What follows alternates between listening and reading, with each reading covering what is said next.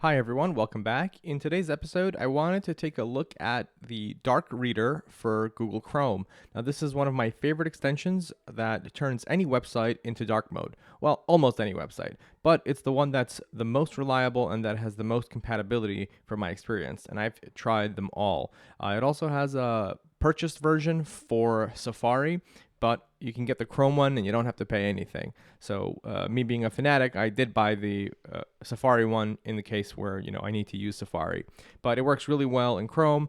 I just want to demo it now. I got the register up here. I've got Number One Sons, just a random website with a really white background, Amazon and eBay. So let's go ahead and download the extension and see how it fares with all of these sites. It's Dark Reader Chrome. That's just the easiest way to Google it. There it is here.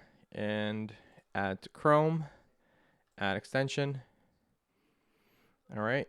And you might have to reload the pages. So let's go ahead and reload.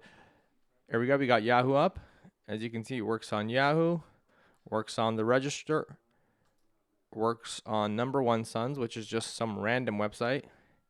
And it even works on Amazon. eBay looks great too. So this is the one that I've had most success with. I wanted to share it with everyone. I have floaters in my eyes, so light backgrounds make things a little difficult to read. It's not anything severe, but it just can be distracting sometimes, and this extension is literally a lifesaver. I just wanted to share that with you guys today. Thank you for watching, and we hope to see you next time.